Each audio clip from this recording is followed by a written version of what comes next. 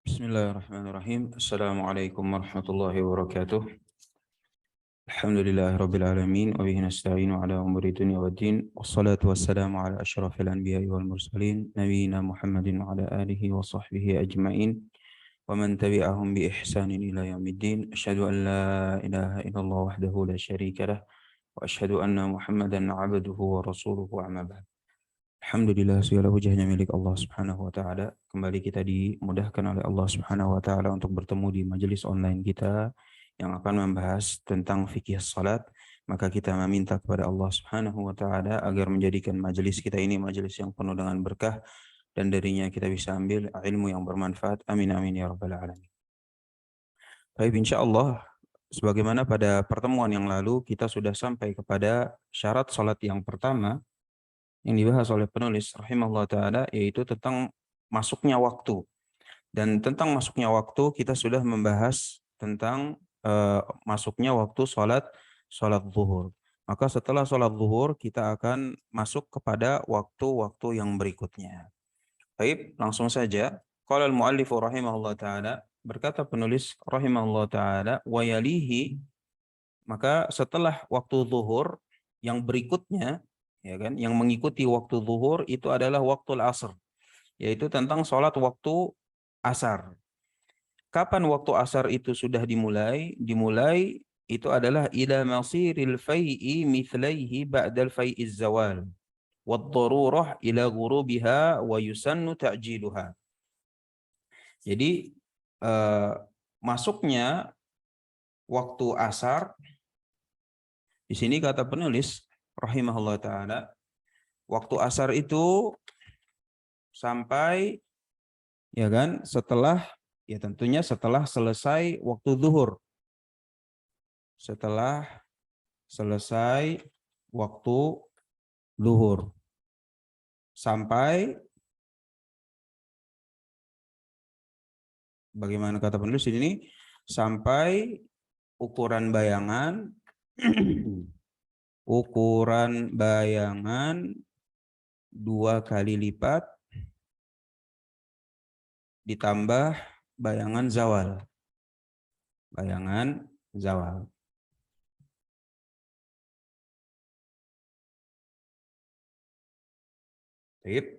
Jadi kapan selesai waktu zuhur?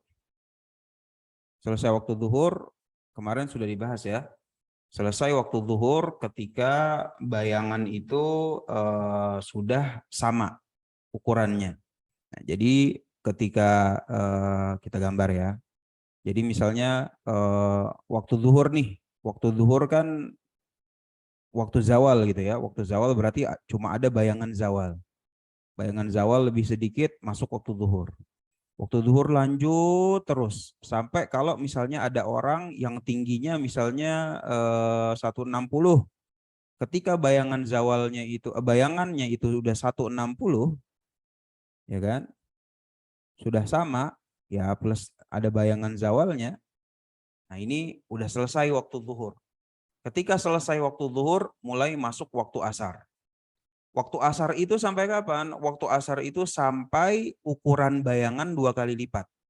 Nah, ukuran bayangan 2 kali lipat ya artinya kalau misalnya orangnya itu tingginya itu 160 cm, berarti kali 2.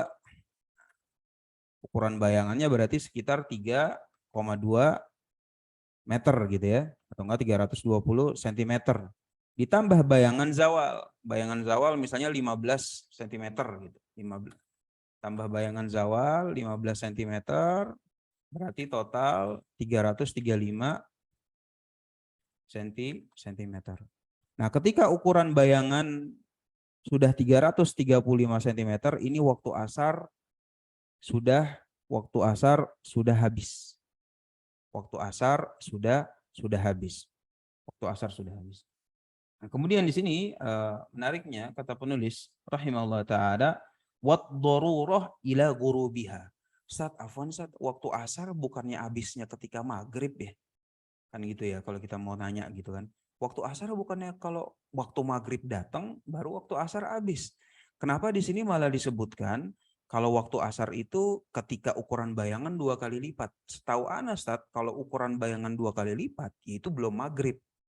Itu belum maghrib gitu. Tapi udah bentar lagi maghrib, mungkin sekitar jam 5 ya kan, jam 5.15. Nah itu emang ukuran bayangan kita tuh panjang banget tuh Ustaz. Kayaknya 2 kali lipat lebih tuh.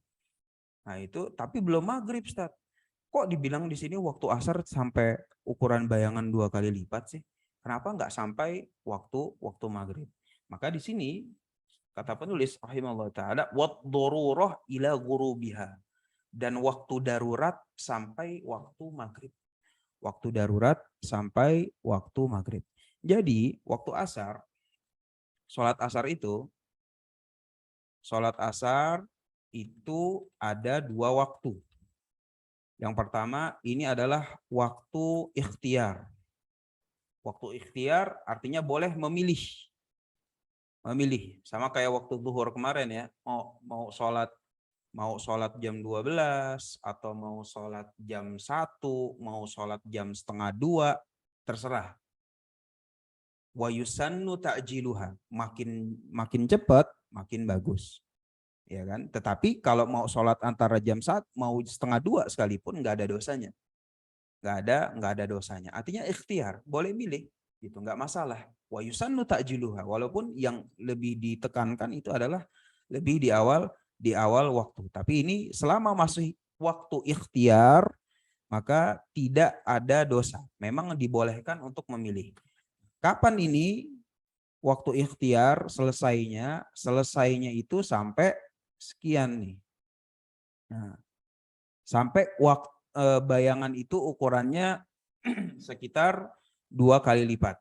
Ditambah plus bayangan zawal. Ya, kalau misalnya di Indonesia itu ya mungkin ya sekitar 5.15 kali jam 5 lah. Jam 5-an. Nah ini jam 5-an ini udah selesai waktu ikhtiar gitu. Taib.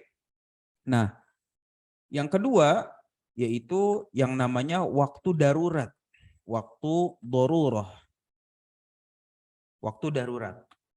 Artinya ketika sudah masuk waktu darurat, ketika menunda tanpa udzur,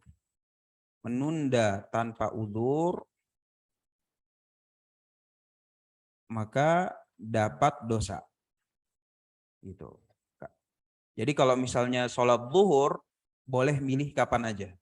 Mau jam setengah 2 oke, mau setengah 3 masih oke, walaupun paling bagus itu adalah ta'jiluha, lebih cepat lebih bagus.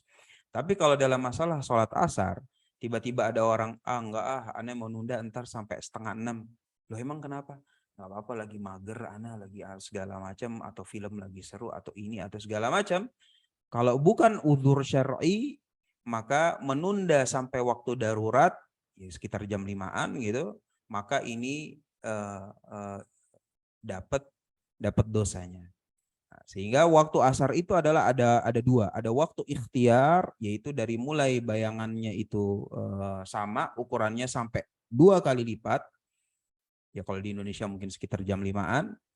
Nah, ketika udah masuk jam 5-an atau bayangan itu udah lebih dari 2 kali lipat plus bayangan zawalnya, itu masuk waktu darurat. Artinya kalau sudah masuk waktu darurat, menunda tanpa udzur sholat asar sampai masuk waktu darurat, maka dia akan mendapatkan dosa. Gitu. Waktu darurat sampai kapan? Wat daruratu ila gurubiha. Waktu darurat itu sampai maghrib. Nah itu dia. Jadi memang waktu asar benar habis bis-bisnya itu ya nanti pas udah maghrib. Hanya saja dibedakan mana yang boleh menunda tapi belum ada dosa, mana yang sudah mendapatkan dosa. Mana waktu ikhtiar, mana waktu darurah. Wa yusannu ta'jiluha. Dan dalam sholat asar sekalipun maka disunahkan untuk melakukannya di awal waktu. Makin awal makin bagus. Makin awal makin bagus. Nah, di sini ada sekedar faedah saja bahwa Ketika kita bahas sholat zuhur, ketika kita bahas sholat asar, ini yang namanya bayangan zawal selalu masuk dalam pembahasan. Masuk dalam pembahasan. Padahal tidak ada hadis yang bilang tentang bayangan zawal. Gitu. Ini nggak ada nih, nggak ada hadisnya. Gitu yang bilang tentang ada bayangan zawal waktunya segini, kalau ada bayangan zawal waktu zawal bayangannya diukur. Nah ini nggak ada hadisnya dari Nabi SAW. Bahkan di hadis Jibril sekalipun, nah ini waktu bayangan zawal plus dimasukin ke ukuran bayangan zawal nih nggak termasuk bersamaan dengan tidak ada hadis yang menerangkan tentang bayangan zawal, tetapi para ulama sudah terbentuk ijma bahwa memang waktu asar maupun waktu zuhur itu termasuk ada faktor X-nya, yaitu faktor bayangan zawal. Sehingga di sini bagi kita yang mulai belajar agama gitu, nggak semuanya ketika nggak ada dalilnya maka langsung kita bilang wah ini sesuatu yang baru gitu. Padahal ternyata ijma. Dan yang seperti ini ada beberapa di dalam agama kita. Salah satunya ya bayangan zawal ini. Bayangan zawal sama sekali nggak ada dalilnya. Gitu. Nggak ada dalil, maksudnya nggak ada dalil dari Quran maupun dari Sunnah gitu. Tetapi dalilnya itu adalah ijma ulama. Nah, yang seperti ini memang merupakan ketika orang itu belajarnya itu memang runut gitu. Sehingga kenapa bisa terbentuk ijma? Padahal nggak ada hadisnya yang menerangkan tentang bayangan zawal, karena dari masa ke masa para ulama itu sudah teriwayatkan secara mutawatir bahwa waktu zuhur sekian ada zawalnya, waktu asar sampai ini ada zawalnya. Nah, ilmu itu terus turun menurun.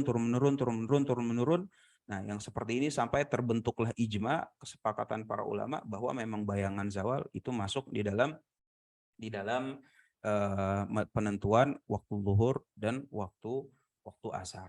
Nah, yang seperti ini merupakan ya bisa meluaskan wawasan fikih kita. Di antara yang lain juga ketika kita misalnya berbicara hadisnya lemah tapi ternyata menjadi ijma gitu ya. Contoh misalnya dalam permasalahan akidah. Dalam permasalahan akidah, malaikat yang meniup sangkakala gitu. Nah, ini hadisnya diperselisihkan gitu. Hadisnya diperselisihkan, ada yang bilang hadisnya hasan, ada yang bilang dhaif, ada yang bilang nggak bisa dipakai gitu. Ada yang bilang bisa, ada yang bilang valid, ada yang bilang nggak valid. Artinya hadis yang menyebutkan tentang malaikat Israfil itu hadis yang diperselisihkan kesahihannya. Akan tetapi semua ulama itu ijma bahwa yang meniup sangkakala namanya itu adalah Israfil. Gitu. Nah, ini juga salah satu contoh bahwa ketika hadisnya itu ada yang nggak valid, tetapi ketika sudah terbentuk ijma, maka itu sudah bagian dari agama. Nah, ini cuma sebagai faedah saja, selingan dalam pembahasan agar bisa meluaskan wawasan Islami kita. Taib, insya Allah waktu asar selesai. Kita akan masuk kepada waktu yang berikutnya, yaitu waktu maghrib. Di sini kata penulis, rahimahullah ta'ala, wa yalihi waktul maghrib. Yang mengikutinya, berikutnya itu adalah waktu maghrib. Berikutnya adalah setelah waktu asar, masuk waktu maghrib. Kapan waktu maghrib itu selesai? Waktu maghrib selesai adalah ila maghribi al-humrah wa yusannu ta'jiluha. Jadi waktu maghrib dimulai kapan? Ya sama, dimulai ketika setelah waktu asar, ya kan? Waktu asar sampai hilangnya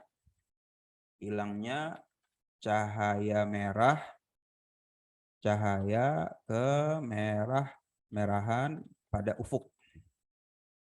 Gitu. Ustaz, hilang setelah waktu asar atau masuknya waktu maghrib itu kapan sih? Ya ila gurubiha. maghrib. Maghrib itu dinamakan maghrib karena saat itulah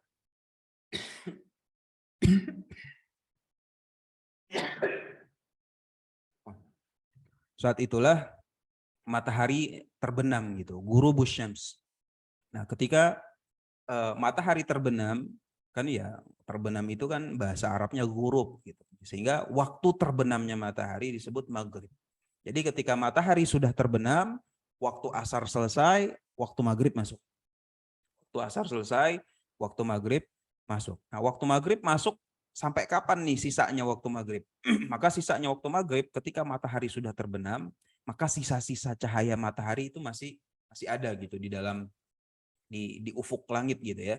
Masih ada merah, ya kan? Makanya kalau maghrib itu nggak gelap gulita gitu, tapi dia masih ada cahaya, orang masih bisa ngelihat gitu. Tanpa lampu sekalipun masih bisa kelihatan gitu, karena masih ada sisa-sisa cahaya matahari. Nah, ini waktu maghrib nih. Ketika matahari terbenam sampai cahaya kemerah-merahan pada ufuk itu hilang. Nah, ketika cahaya kemerah-merahan pada ufuk sudah hilang, maka waktu maghrib itu selesai. Waktu maghrib selesai. Nah, waktu maghrib ini nggak ada waktu daruratnya. Artinya ya orang boleh milih. Mau sholat sekitar jam 6 langsung, ya kan boleh. Mau nanti nunggu setengah 7, boleh. Mau 6:45, boleh gitu. Tanpa dosa. Wa yusannu ta'jiluha, tetapi yang disunnahkan itu adalah sholat di awal waktu. Sholat di awal waktu. Nah, di sini ada pengecualian yang disebutkan oleh penulis rahimahullah taala. Beliau bilang illa lailata jam'in liman qasadaha muhriman. Ada satu waktu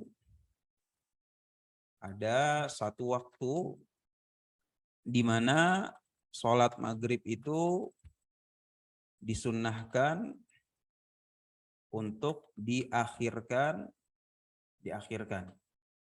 Kapan itu? Yaitu lailah atau malam jamak. Malam jamak. Nah, malam jamak ini adalah malam Muzdalifah. Ya, ini sekedar wawasan fikih aja.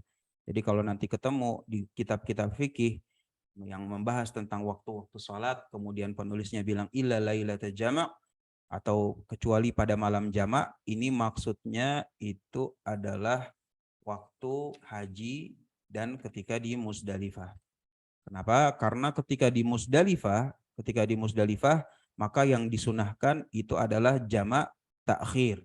Itu sholat maghribnya digabung dengan sholat isya. Itu sholat maghribnya digabung dengan sholat isya. Nah, ini yang disunnahkan. Sehingga sholat maghrib disunahkan untuk diakhirkan itu cuma pada satu kasus, yaitu malam jamak, yaitu bagi yang berhaji sedang ada di Muzdalifah, sehingga maghribnya digabung sama sholat isya. Selain dari ini, maka wa yusannu ta'jiluha, maka yang paling baik itu adalah segera melakukan sholat maghrib di awal waktu. Nah, ini sholat maghrib. Berikutnya itu adalah kita masuk kepada sholat isya. Berkata penulis rahimahullah ta'ala, wa yalihi, berikutnya itu adalah waktu al-isya. Waktu sholat isya. Yaitu waktu sholat isya itu adalah ila al-fajri ats-tsani. Sampai waktu subuh. Bahasa gampangnya gitulah. Waktu isya itu selesai sampai waktu subuh. Wa huwa al-bayadul mu'tarid. Gitu. Karena waktu subuh itu ada dua fajar gitu kan. Ada fajar kadzib, ada fajar shadiq. Nah, fajar kadzib ini adalah ketika matahari itu sudah mulai ada cahaya putih, tapi cahaya putihnya itu enggak lama, habis itu hilang lagi. Nah, ini namanya fajar shadiq. Nah, fajar shadiq ini biasanya disebut yang subuh pertama gitu. Sehingga kalau dulu zaman Nabi SAW subuh itu azannya 2 kali. Jadi yang pertama ketika fajar kadzib adzan. Kemudian setelah fajar shadiq itu adalah ketika udah mulai kelihatan cahaya putih, tapi cahaya putihnya itu mu'tarid, dia tetap ada di situ, nggak hilang. Nah, yang seperti ini barulah mulai masuk waktu subuh. Wa ta'khiruha ila thuluthil lail afdal in sahulan. Nah, ini jadi kita pembahasan waktu Isya. Jadi waktu sholat Isya ya tentunya yaitu setelah selesai waktu maghrib. Kapan selesai waktu maghrib? Tadi udah kita bahas ya. Ketika cahaya kemerah-merahan hilang di ufuk, di langit gitu ya. Nah, ini udah mulai masuk waktu Isya. Sampai kapan? Ini sampai masuk waktu subuh. Waktu subuh. Waktu subuh yaitu ketika cahaya putih mulai terlihat dan makin lama makin jelas. Beda sama fajar kadzib gitu. Cahaya putihnya terlihat tapi kok makin lama makin redup. Nah, ini fajar kadzib. Tapi kalau udah fajar shadiq, masuk fajar yang kedua yaitu masuk waktu beneran subuh, itu adalah cahaya putihnya kelihatan, kemudian makin lama makin terang. Ah, ini udah mulai masuk waktu subuh. Nah, waktu sholat Isya begitu.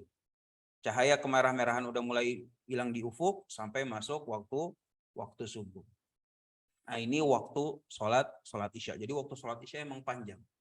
Waktu sholat Isya memang panjang. Tetapi di sini kata penulis rahimahullah taala wa ta'khiruha, ya kan, dan mengakhirkan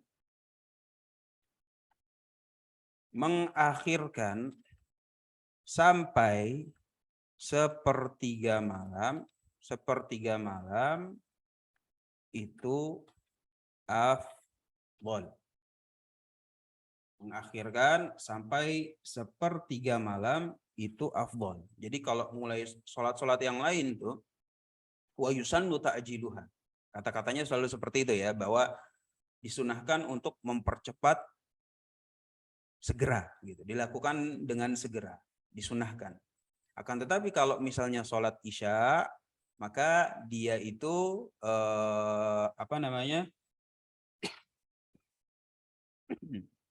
disunahkan justru untuk diakhirkan. Diakhirkan. Sekarang ya pertanyaannya gitu kan ya, Ustadz, ini sepertiga malam nggak salah nih, ya kan? Ya nggak salah, benar gitu. Tulisannya begitu di dalam matan gitu.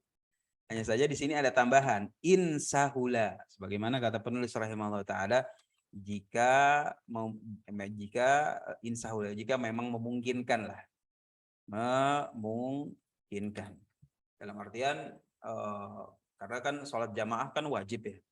Ya kalau misalnya dalam situasi masjid gitu, ya pastikan gitu kalau kita memang mau menunda sholat Isya, jamaahnya tetap datang gitu. Jangan sampai gara-gara keputusan DKM untuk menunda sholat Isya sampai sepertiga malam, kemudian akhirnya nggak ada yang datang. Nah, tinggal pembahasannya sepertiga malam ini kapan nih Ustaz sepertiga malam? Jam 2, jam setengah 3 Ustaz. Wah, itu mah parah banget Ustaz. Ya, itu mah malam banget. Siapa yang mau nunda kayak gitu? Jadi maksudnya sepertiga malam di sini ini adalah sepertiga malam yang pertama. Sepertiga malam yang pertama. Jadi namanya sepertiga malam gitu ya. Berarti kan ada sepertiga yang pertama, ada sepertiga yang kedua, ada sepertiga yang ketiga. Gitu. Ada sepertiga yang ketiga. Nah, ini menunda sholat Isya itu afdolnya sampai sepertiga malam yang pertama. Jadi kalau sepertiga malam yang pertama mungkin sekitar jam 10, setengah 11 ya. Nah, ini namanya sepertiga malam yang pertama. Sekitar jam 10 sampai setengah 11. Makanya kalau sholat tahajud itu di hadisnya disebutkan sepertiga malam yang terakhir. Ila thuluthil lail akhir. Ya kan? Gitu. Yanzilu rabbuna ila sama'id dunya, bahwa Allah Subhanahu wa taala turun ke langit dunia kapan? Di sepertiga malam yang terakhir. Sepertiga malam yang terakhir itu mulai masuk jam 2 sama setengah 3. jam 2-an, setengah 3-an, ini sepertiga malam yang terakhir. Jadi jangan sampai keliru gitu.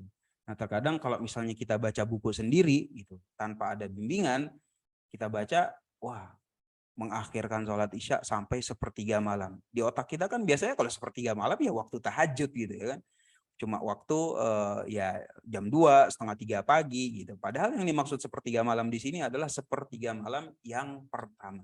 Jadi menunda sholat isya sampai nanti dilaksanakan jam 10, maka ini afdol jika memungkinkan. Gitu, jika memungkinkan. Ingat ya, yang pasti jangan sepertiga malam yang terakhir. Nah, di sini Ustaz, kalau misalnya udah lewat sepertiga malam yang pertama bagaimana? Jadi memang sholat isya pun sama kayak sholat asar. Waktunya ada dua. Waktunya ada dua. Yang pertama itu adalah waktu ikhtiar. Yang kedua itu adalah waktu darurat. Darurat gitu ya. Darurat. Waktu ikhtiar, ya kan, ini berarti mulai ketika waktu sudah awal waktu isya, ya kan, ya, misalnya jam 7-an gitu, sampai selesainya sepertiga malam yang terakhir, mungkin ya sekitar jam 12 lah, bismillah, jam 12. Nah, lebih dari jam 12, nah ini masuknya waktu darurat, gitu, jam 12 ke atas gitu ya. Nah, ini masuknya waktu darurat. Sehingga kalau orang menunda sholat isya tanpa udzur, antar aja deh, sekalian aja deh bentar pas mau deket-deket subuh. Nah, itu tanpa udzur dosa. Gitu. Dosa tuh dia. Menunda sholat isya sampai waktu darurat tanpa udzur, maka dia akan mendapatkan dosa sama kayak kasusnya tadi sholat asar.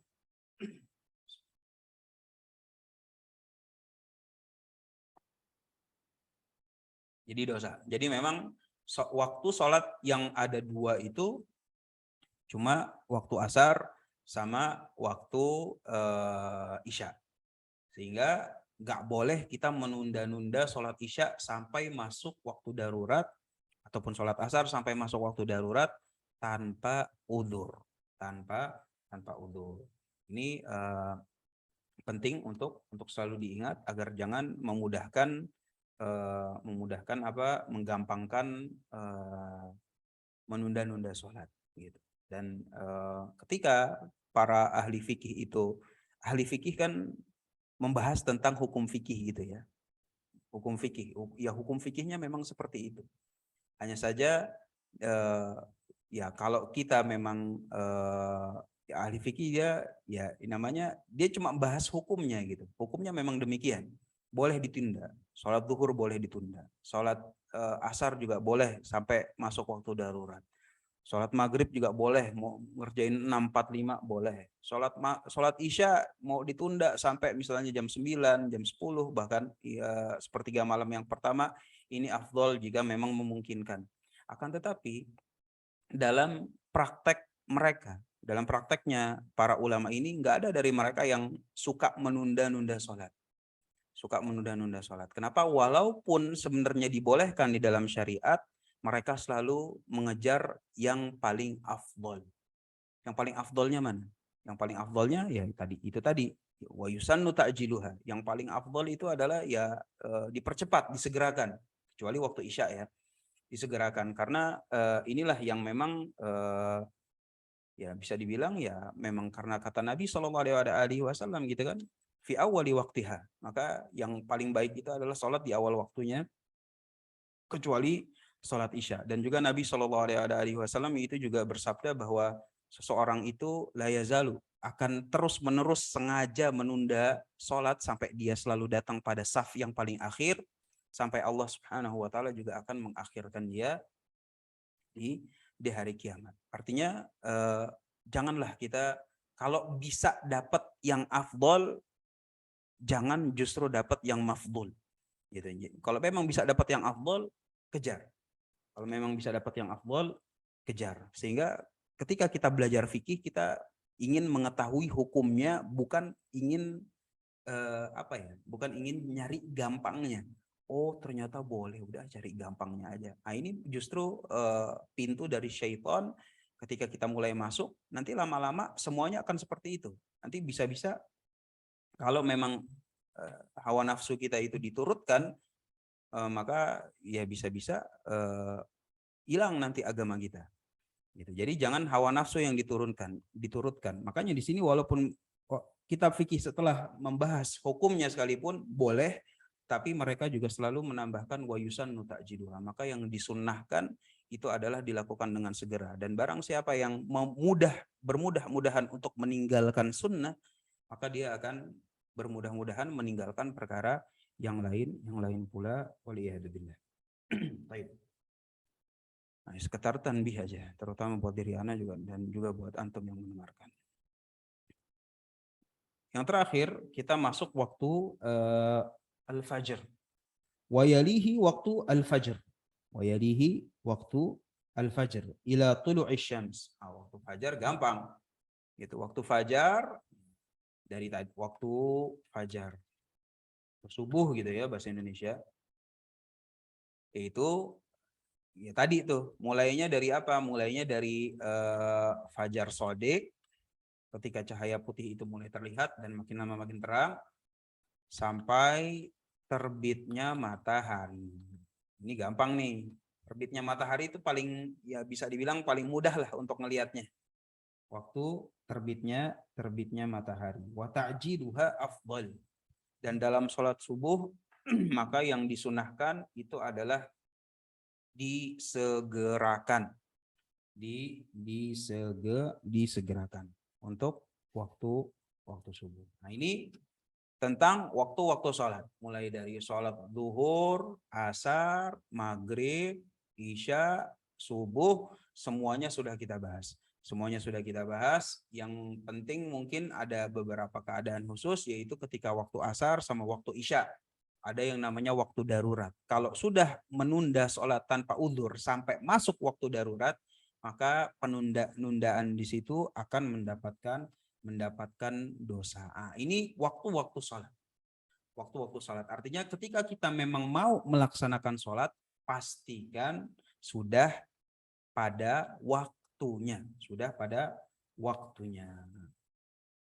Baik, kita langsung masih dalam waktu sholat. Gitu. Ada beberapa permasalahan lagi yang disinggung oleh penulis rahimahullah ta'ala. Wa tudrakus sholatu bil ihrami fi waktiha.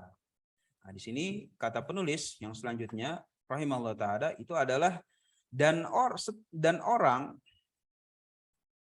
seseorang itu mendapatkan sholat bil ihram dengan takbiratul ihram fi waktiha pada waktunya. Jadi ketika dapat takbiratul ihram berarti dapat waktu sholat.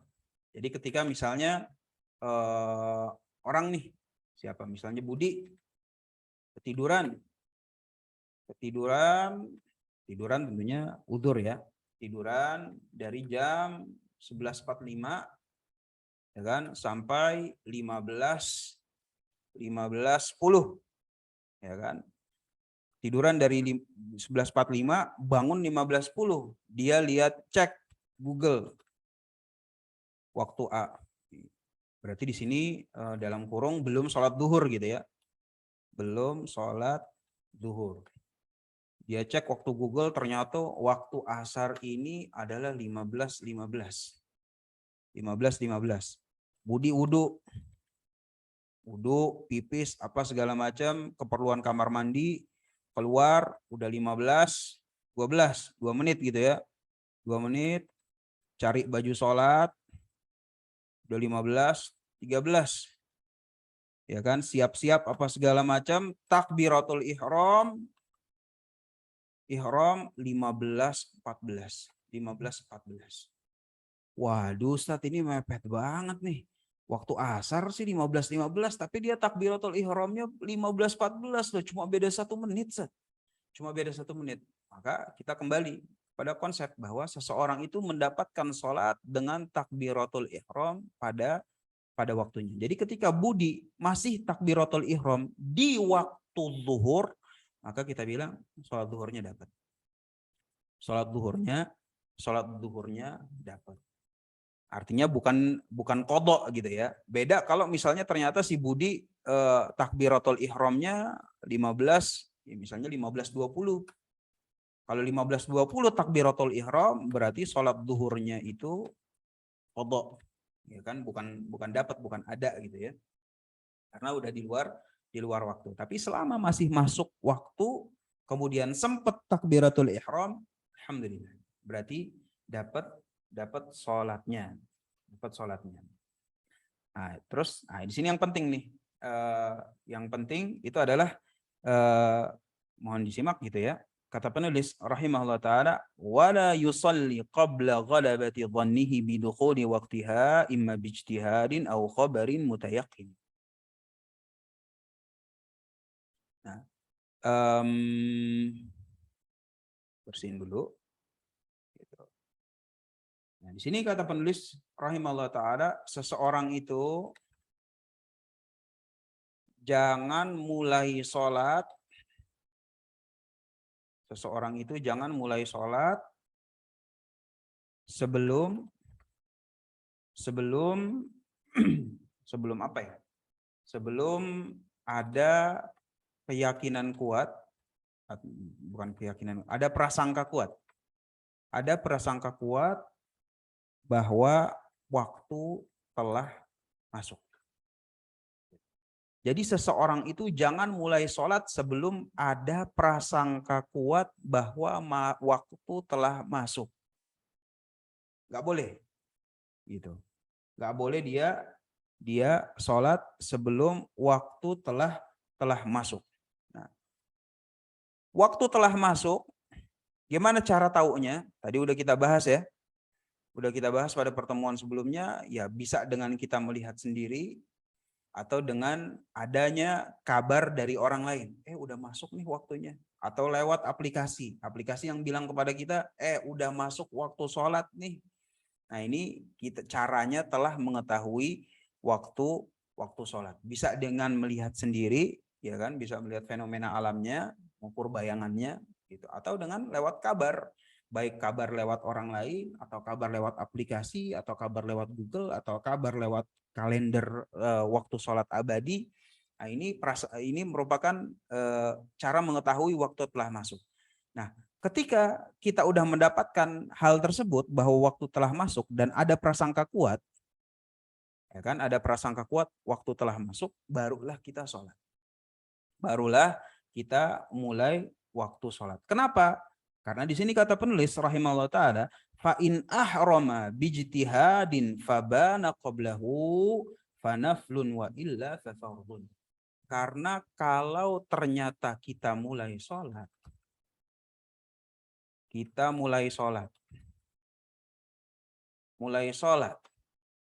bertakbiratul ihram,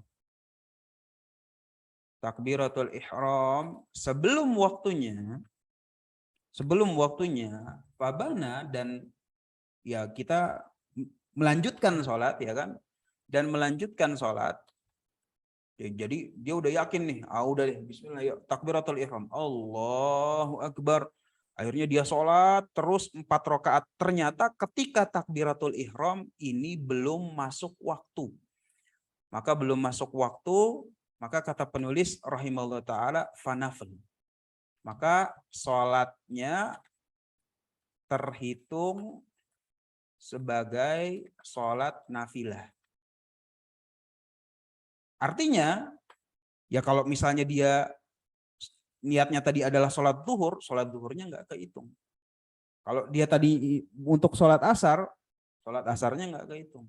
Sholat maghribnya nggak kehitung. Sholat isyanya nggak kehitung. Sholat fajarnya nggak kehitung. Artinya sholat apapun dari sholat 5 waktu, dari subuh, zuhur, asar, maghrib, isya, itu kalau takbiratul ihramnya sebelum masuk waktu, maka sholatnya nggak kehitung. Ya Ustaz udah capek-capek, Ustaz kita gerak ke sana sini. Iya tetap dapat pahala. Cuma pahalanya itu sholat nafilah. Gitu. Sekarang yang ditanyakan sholat subuh nafilah atau bukan? Bukan, Ustaz. Kalau sholat subuh mah sholat fardu, Ustaz. Ya udah, yang kehitung baru nafilah nih, yang fardu belum nih, belum ditunaikan. Ya Allah, Ustaz, kayak gini gimana? Ya gimana? Sholat itu ada syaratnya. Syaratnya itu harus terpenuhi. Di antara syaratnya itu adalah sudah masuk waktu. Sudah masuk waktu. Gitu. Jadi gerakan-gerakannya kita tetap mendapatkan sesuatu ganjaran dari Allah Subhanahu wa taala. Hanya saja untuk bilang ini tetap anak maunya tetap ini tetap sholat duhur, Ustaz. Ini nggak bisa. Memaksakan seperti itu nggak bisa. Karena yang namanya nggak memenuhi syarat berarti ya nggak dapat ganjaran. Kan gitu ya. Sama kayak kalau iklan-iklan sekarang kan syarat dan ketentuan berlaku. Artinya kalau kita mau ngambil hadiahnya, ya harus sesuai dengan syarat dan ketentuannya. Sama kayak sholat gitu. Ya kalau kita memang mau mendapatkan subuhnya, zuhurnya, asarnya, ya harus syaratnya terpenuhi. Jadi kalau memang syaratnya nggak terpenuhi, dengan dia sholat takbiratul ihram sebelum masuk waktu, maka sholatnya tidak terhitung. Tidak terhitung. Baik. Wa in adraka, jadi sebelum kita lanjut gitu, di sini contoh kayak misalnya orang biasanya gitu ya, tentang masalah waktu sholat ini ketika misalnya safar. Itu lagi safar, terus berhenti masjid pinggir jalan, baterai HP habis. Ya kan, baterai HP habis, mau ngecek nggak bisa, mau nanya-nanya orang juga sepi. Nah, ini udah mulai kagok nih orang seperti ini. Aduh, ini udah masuk waktu apa belum ya? Udah masuk waktu apa belum nih? Gitu, akhirnya dia takbiratul ihram. Takbiratul ihram, ternyata setelah dia assalamualaikum warahmatullahi, assalamualaikum warahmatullahi, orang datang.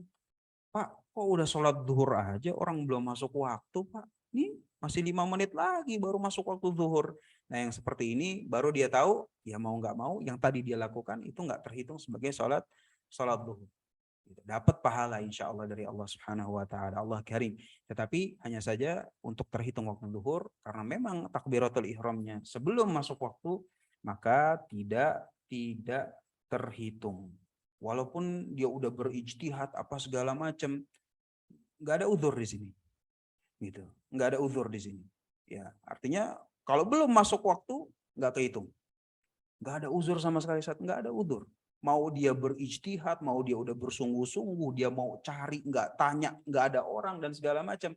Kalau memang belum masuk waktu, maka tidak terhitung. Nggak ada uzur sama sekali di sini. Nggak ada udzur ketika wah karena udah bersungguh-sungguh ini akhirnya terhitung waktu zuhur, nggak ada. Itu syarat dan ketentuan berlaku. Nah, seperti itu. Jadi kalau dalam sholat saja, ya tentunya kita berbicara akidah ya. Dalam sholat saja, syarat-syaratnya saja itu ketat tanpa udzur, maka bagaimana dalam akidah? Tentunya misalnya berbicara tentang la ilaha illallah, syarat-syarat la ilaha illallah. Nah, itu pun ya berlakunya juga ketat gitu. Sehingga penting bagi kita ya tentunya permasalahan akidah lebih penting, ya permasalahan la ilaha illallah jauh lebih penting dibandingkan permasalahan salat, dan ini ya diketahui lah. Baik, kita masuk pada permasalahan yang berikutnya sedikit lagi, insyaallah 5 menit lagi. Wa in adraka mukallafun min waqtiha qadra tahrimati thumma zala taqlifuhu aw hadat thumma kullifa wa taharat qadawha. Ini permasalahan orang yang masih mendapatkan waktu sholat, tiba-tiba nggak sempat sholat karena suatu sebab syar'i gitu ya. Nah, di sini kata penulis rahimahullah ta'ala, barang siapa yang ketika masih ya kan, yang ketika dalam waktu sholat dia itu termasuk mukallaf artinya wajib melaksanakan sholat. Kemudian terjadi sesuatu sehingga yang tadinya mukallaf kemudian hilang, ya kan, terjadi sesuatu ya yang tadinya mukallaf kemudian bukan mukallaf. Ya contoh misalnya sesuatu ini di sini dari mukallaf berubah menjadi bukan mukallaf. Apa nih contohnya? Jadi kita harus tahu dulu nih, ini contohnya apa ya? Orang yang tadinya mukallaf, kemudian kok tiba-tiba bukan mukallaf? Ya contoh, misalnya tiduran, ya kan, pingsan, kan gitu ya. Mukallaf itu kan akil baligh, akil baligh. Ya orang kalau ketiduran, ya bukan akil, bukan orang yang berakal. Pingsan, bukan orang akil. Sehingga yang tadinya orang dia itu mukallaf, ketika tidur dia nggak termasuk mukallaf. Atau pingsan, dia bukan mukallaf. Nah, kemudian yang kedua, sebab kedua sesuatu di sini, yaitu penulis bilang atau hadat, atau muncul darah haid, muncul haid, kan? Muncul haid. Nah, ini gimana hukumnya? Maka hukumnya kata penulis rahimahullah ta'ala, maka sholatnya diqadha. Sholatnya diqadha. Gambarannya contoh misalnya nih, kasus apa ya? Pakai kasus haid deh. Kasus haid Fatimah sedang belajar. Kemudian terdengar adzan zuhur. Fatimah lanjut belajar, kemudian makan. Waktu menunjukkan udah jam 1.30. Jadi setelah Fatimah lagi belajar, kemudian makan, selesai makan waktu jam 1.30, 1.31 Fatimah merasakan sepertinya darah haid keluar. Maka yang seperti ini si Fatimah itu wajib mengqadha sholat zuhurnya. Jadi nggak bisa bahkan haid, Ustaz. Yang haid kan nggak wajib sholat. Iya, haid nggak wajib sholat. Cuma gara-gara anti tadi menunda sholat zuhur yang tadinya ya bisa dilakukan di awal waktu, tapi sengaja ditunda-tunda, dosa sih enggak, tapi qadha wajib. Nah, yang seperti ini si Fatimah wajib mengqadha sholat zuhurnya. Walaupun haid, katanya haid nggak usah diqadha. Iya, tapi untuk kasus ini zuhurnya doang saat itu. Zuhurnya saat itu nih, yang zuhur di sini, ini wajib diqadha oleh Fatimah. Gitu. Sama kayak misalnya si Budi ketiduran, ya terus bangun tiba-tiba 3:30, wajib mengqadha sholat zuhurnya. Wa taharat qadauha. Wa man shara ahlan li wujubiha, tanggung dikit lagi ya. Supaya pertemuan berikutnya kita masuk syarat sholat berikutnya, yaitu menutup aurat. Dikit lagi tentang waktu sholat. Wa man shara ahlan li wujubiha qabla khuruji waqtiha lazimathu wa ma yujma'u ilaiha qablaha. Nah, ini permasalahan kalau Fatimah menunda sholat zuhur, ya kan? Kalau ternyata nih, gimana ya kasusnya ya? Kasusnya itu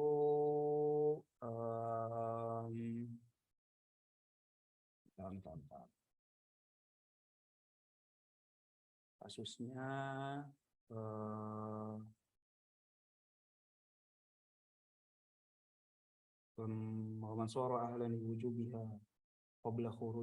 oh ya. Nah, ini kasus berikutnya ya. Kayak contoh ini kan kalau tadi Fatimah mukallaf, ya kan, kemudian haid dia. Nah, ini kebalikannya Fatimah sedang haid.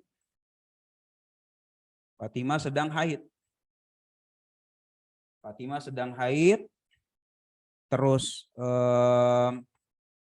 ternyata suci pada pukul contoh misalnya 16 setengah 5. Ya kan? Fatimah sedang haid. Sucinya itu kapan? Sucinya 16.30. Nah, di sini termasuk si Fatimah itu termasuk orang yang waman soro ahlan li wujubiha qabla khuruji waqtiha. Maka barang siapa yang menjadi orang yang wajib sholat sebelum waktunya itu keluar, maka dia itu harus menunaikan sholat pada waktu tersebut dan apa yang bisa dijamak pada waktu itu. Jadi kalau misalnya setengah lima kan 16.30, ini kan waktu asar gitu ya, waktu asar. Nah terus pertanyaan berikutnya, waktu asar bisa dijamak dengan waktu apa? Dengan waktu apa? Oh, dengan waktu zuhur, Ustaz. Dengan waktu zuhur. Ya, zuhur. Sehingga ketika si Fatimah ternyata suci pada 16.30, dia bukan cuma sholat asar doang, enggak. Ya kan? Kan 16.30 nih Fatimah suci.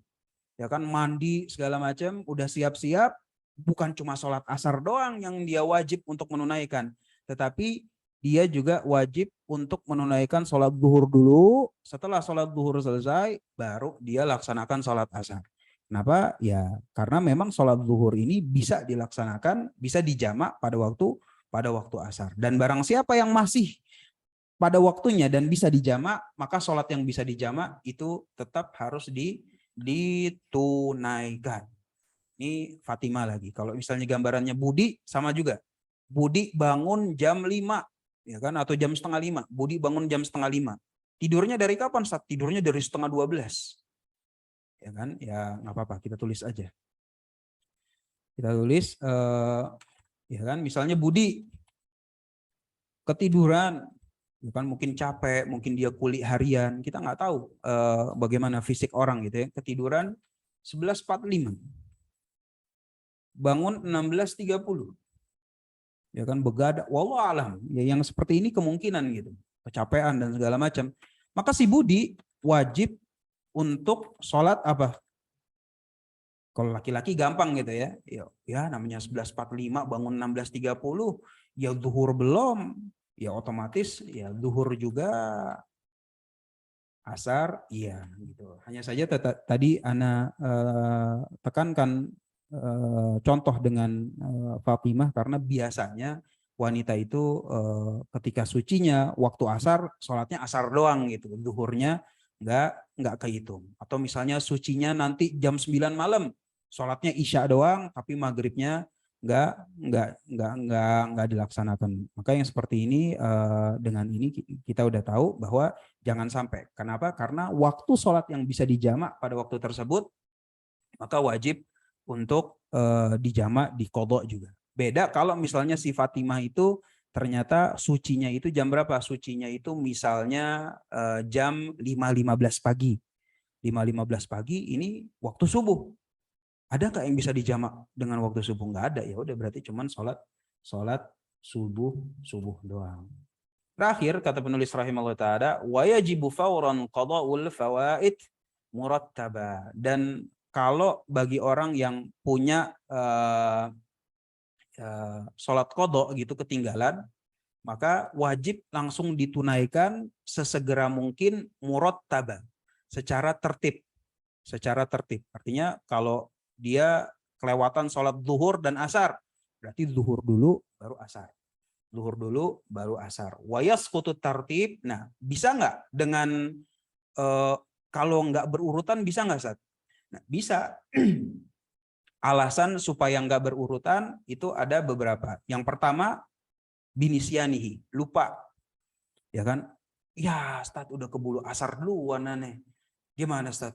Ulang lagi dari zuhur nanti asar dulu apa enggak? Enggak. Ya, kalau udah asar duluan, ya udah. Asarnya tetap sah. Nanti langsung setelah asar zuhur. Karena lupa boleh. Gitu. Dan sebab yang kedua, bi khasyati khuruji waqti ikhtiyari al-hadirah.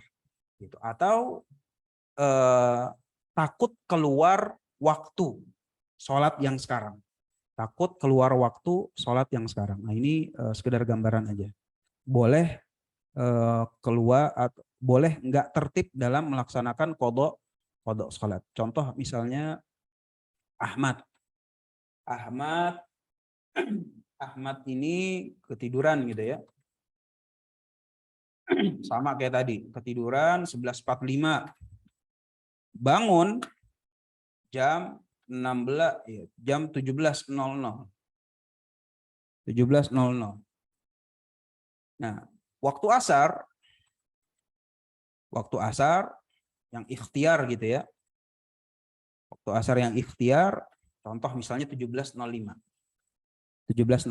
Maka ketika ini si Ahmad ketiduran dan waktu asar bentar lagi udah mau masuk waktu darurat, maka si Ahmad ini sholatnya asar dulu, baru zuhur. Gitu. Kenapa? Karena bentar lagi sholat yang sekarang nih, sholat yang sekarang udah mau lewat. Ini udah 17.05, 5 menit lagi.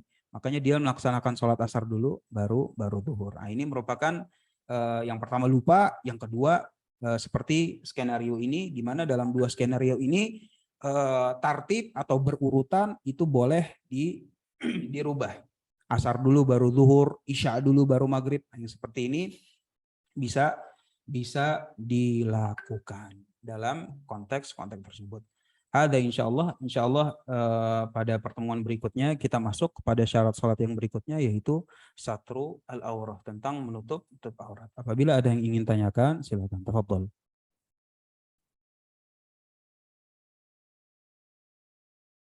Bisa unmute, bisa tulis, silakan. Tafadhol. Coba kita baca pertanyaan yang ada di chat dulu ya.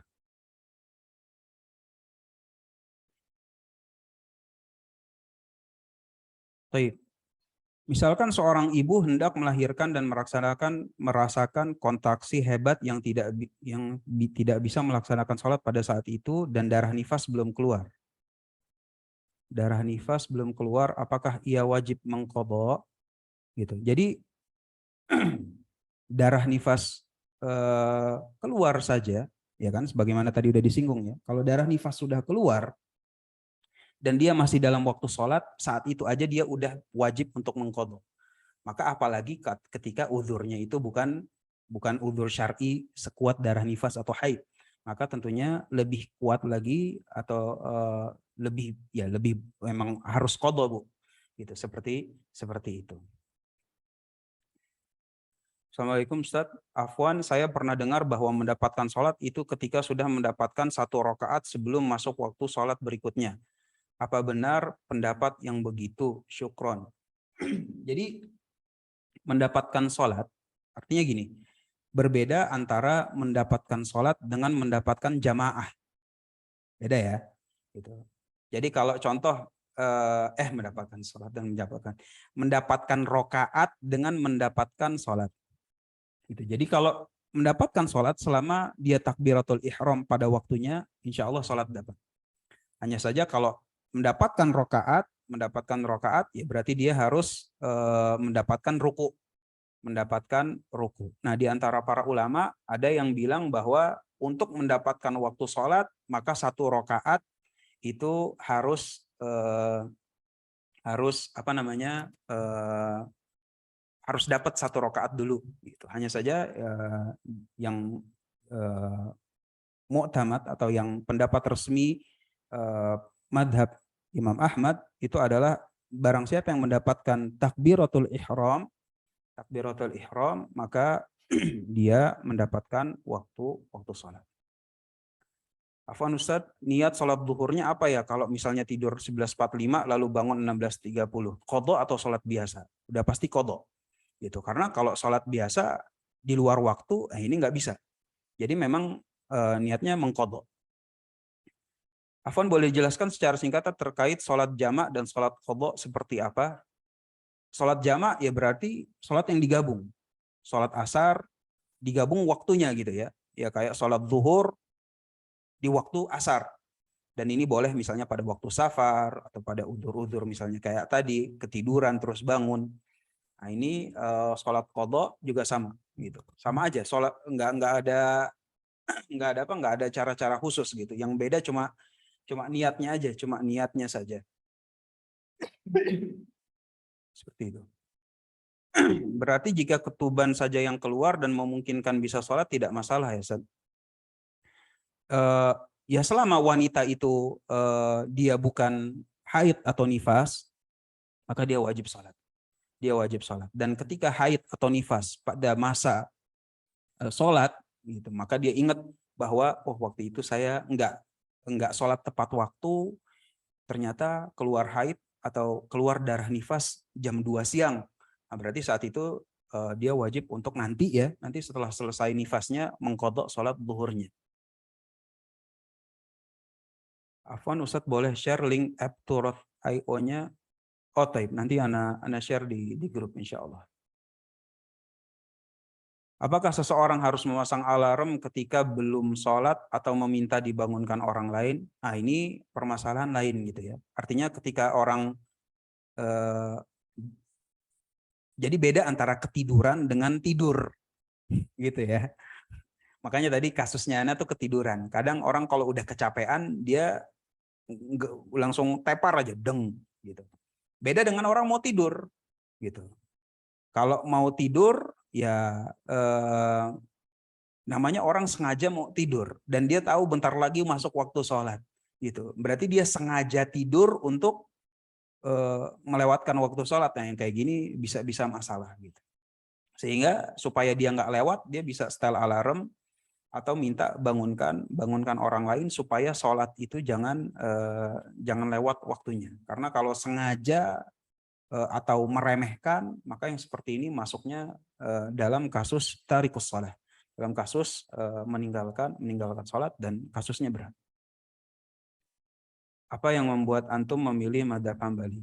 Ya kebetulan karena guru-guru ana ya banyak yang madhabnya Hambali ya, dan ana mudahnya itu belajar dari mereka dan ya sehingga ana memutuskan juga belajar madhab Hambali.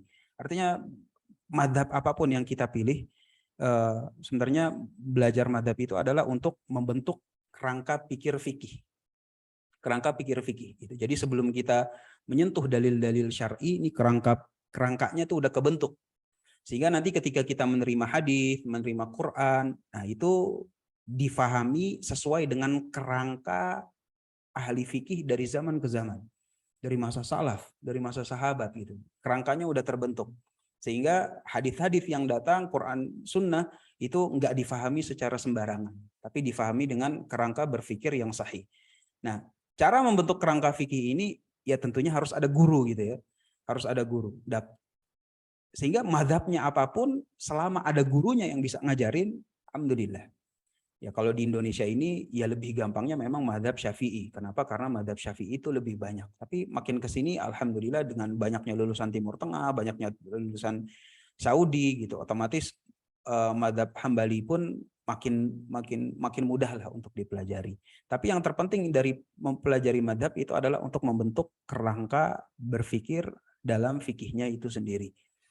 Sehingga kita bisa memahami Quran dan Sunnah sesuai dengan pemahaman para salaf. Allah alam bisawab. Insyaallah sebentar lagi ya. Udah 6.45. Ketika waktu subuh di sekitar komplek ana masih terlalu cepat, di mana fajar shadiq belum muncul, masih gelap. Apakah kita harus menunggu hingga fajar masuk dengan sholat sendiri atau ikut saja berjamaah di masjid dengan waktu fajar shadiq belum muncul? Nah, ini menarik nih. Karena gini, ketika kan gini ya, ini kasusnya menarik gitu. Jadi ada contoh ya. Contoh misalnya ada yang namanya ya kan, ada si Denny. Dia ini ahli fikih ya, dia bisa inilah ahli waktu sholat lah. Ahli waktu sholat. Nah, si Denny ini melihat fenomena alam dan dia memutuskan kalender masjid salah. Kalender masjid salah. Sedangkan orang-orang yang ada di kampung Denny bilang ini kalender dari dulu udah dipakai jadi valid. Jadi valid. Jadi berbeda pendapat nih antara si Denny dengan orang-orang yang ada di kampung. Nah, kalau kayak begini, jadi bagaimana waktu sholat yang dipakai tuh yang mana nih? Ya kan? Ya bagi orang-orang kampung atau orang-orang komplek gitu ya, karena mereka bukan ahli dalam waktu sholat, ya otomatis mereka menggunakan ukuran atau barometer yang ada, barometer yang menurut mereka valid. Apa itu? Kalender sholat. Bagi Denny, ya mau nggak mau kalender tidak valid.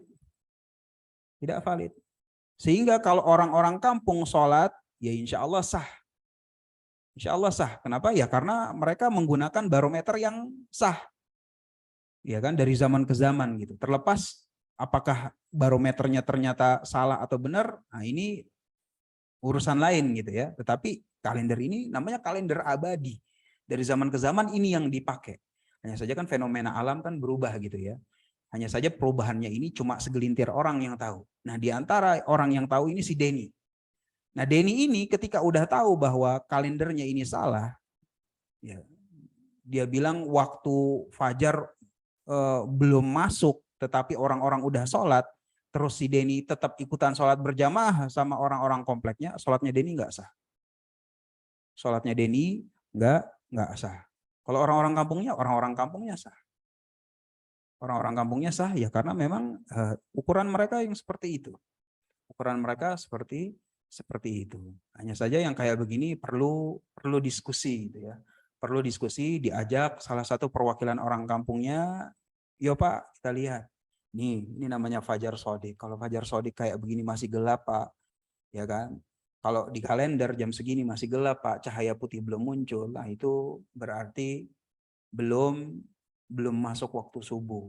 Sehingga nih kalender yang salah Pak, nih kalender ngaco nih, kurang 8 menit lebih cepat. Nah yang seperti ini butuh diskusi. Ala kulihat sudah menjawab insya Allah. Dalam madzhab Hambali ada batas berapa kilometer ketika safar boleh untuk jamak sholat. Sama dengan madzhab Syafi'i, sekitar 83 kilometer. Maaf Ustaz, sekarang saya lagi belajar fikih sholat Hambali sama antum. Sedang selama ini saya praktekkan kadang masih tercampur gerakan atau bacaan antara madhab. Itu hukumnya bagaimana? Artinya begini, kalau antum memposisikan antum sebagai orang awam, maka pendapat antum adalah ikutin pendapat gurunya. Ya, antum mau ngikutin pendapat fikih sholatnya dari Rumaiso, atau mendapat fikih sholatnya dari sifat sholat nabinya Al-Albani, atau mendapatkan fikih sholatnya dari Ustadz Fulan, atau antum mau mengikuti fikih sholat dari yang lain, sesuai gurunya. Ini orang awam. Jadi gurunya bilang apa, dia ikut. Tapi kalau misalnya antum ingin, anak upgrade lah Ustadz, masa orang awam mulu, anak mau memposisikan Anda sebagai orang santri. Nah, kalau santri, cara berpikirnya udah bukan cuma sekedar yang penting Anda sholatnya benar, udah enggak lagi. Tapi bagaimana Anda berpikir supaya bisa menguasai fikih sholat. Ya kan? Kalau sudah mau ke arah situ, mau menguasai fikih sholat, maka kalau mau menguasai fikih sholat harus stick gitu, harus pilih gitu. Yang fikih mau dikuasai itu fikih yang mana? Fikih madhab apa? Sehingga nanti ke depannya fikihnya itu dia kuat pondasinya.